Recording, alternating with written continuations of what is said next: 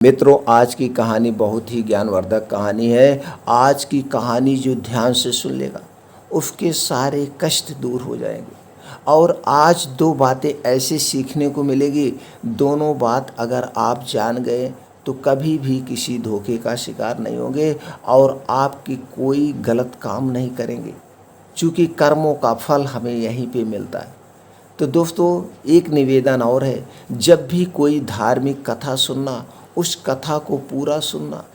आधी अधूरी कथा सुनने से महापाप लगता है और हमारे जीवन में हमेशा कष्ट बने रहते हैं। इसलिए कोई भी धार्मिक कथा जब भी सुनना, पूरी कथा को सुनना। तो चलिए मित्रों, जानते हैं क्या है यह कथा और हमें इससे क्या ज्ञान प्राप्त होता है। सभी मित्रों का हमारे इस कहानी के चैनल पर बहुत बहुत स्वागत व अभिनंदन है। सालों पहले नर्मदा नदी के ठीक पास कंचनवटी नाम का एक नगर बसा हुआ था। वहाँ राजा मलय केतु का शासन था।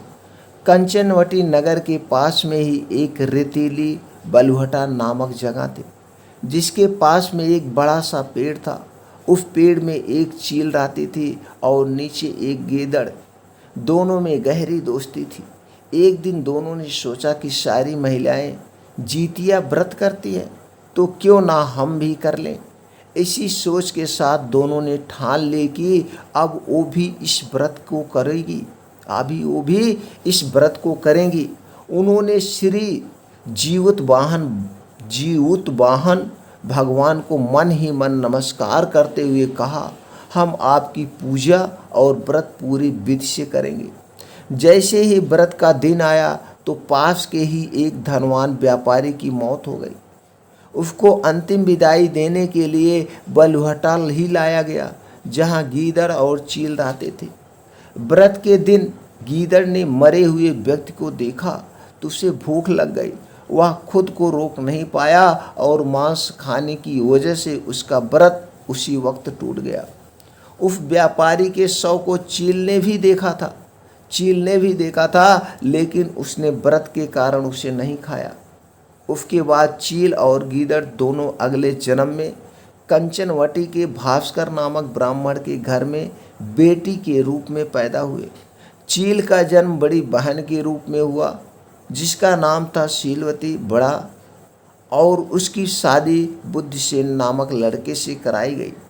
गीदड़ का जन्म उसकी छोटी बहन कपूरावती के रूप में हुआ। समय होने पर उसका विवाह कंचनवटी के राजा मलयकेत से उसके पिता ने करवाया। भले ही कपूरावती विवाह के बाद कंचनवटी की रानी बन गई, लेकिन उसे बेटा का सुख नहीं मिला।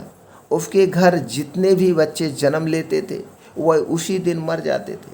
ऐसा होते होते कपूरावती काफ़ी परेशान हो गई। इधर उसकी बड़ी बहन शीलवती को 7 बेटे हुए थे। जब उसके सारे बेटे बड़े हो गए तो उन्होंने महल में कार्य करना शुरू कर दिया। अपनी दीदी के बेटों को देखकर धीरे धीरे कपूरावती रानी के मन में जलन का भाव पैदा होने लगा। उसने इसी जलन की वजह से अपने पति को कहकर अपनी दीदी के सारे बेटों को सिर कटवाकर एक बर्तन में रख दिया। सारे बेटे, उन सभी 7 बर्तनों को कपूरावती ने लाल रंग के कपड़े से ढक दिया और अपनी दीदी शीलवती के पास भिजवा दिया। भगवान जीवुतवाहन भी ये सब देख रहे थे। उन्होंने रास्ते में ही सभी 7 भाइयों के सिर को धड़ से जोड़ा और अमृत पिलाकर जिंदा कर दिया। फिर सभी भाई अपने घर चले गए और उन बर्तन में भगवान की कृपा से फल भर गए। उधर कुपरावती अपनी दीदी के घर से शोक समाचार मिलने के इंतजार में बैठी हुई थी। जब कोई संदेश नहीं आया तो वह खुद ही शीलवती के घर चली गई। वहाँ जैसे ही उसने अपनी दीदी के सारे बेटों को जिंदा देखा तो वह हैरान हो गई। कुछ देर बाद उसने दीदी शीलवती को अपनी हरकत के बारे में बताया। उसने कहा कि किस तरह से उसने बर्तनों में उसके बेटों को सिर काट कर डाल दिए थे और ज़ोर ज़ोर से रोने लगी। तभी शीलवती को अपने पिछले जन्म के बारे में याद आ गया। वो अपनी छोटी बहन को उसी पेड़ के पास लेकर गई जहाँ वह दोनों पहले रहा करते थे। उसने कपूरावती को पिछले जन्म में रखे जीतिया व्रत की पूरी कहानी सुनाई। यह सब जानते ही कपूरावती ने उसी वक्त अपना दम तोड़ दिया। राजा को तुरंत शीलवती ने इस बात की जानकारी भिजवाई। अपनी पत्नी के बारे में दुख भरा समाचार मिलते ही राजा वहां पहुंचे और कपूरावती को उसी पेड़ के नीचे अंतिम विदाई दी। मित्रों, इस कहानी से हमें क्या सीख मिलती है? बुरे कर्म कभी भी पीछा नहीं छोड़ते, गलत कर्मों की सज़ा को भोगना ही पड़ता है। इसीलिए कहा गया है हमें हमेशा अच्छे काम करने चाहिए।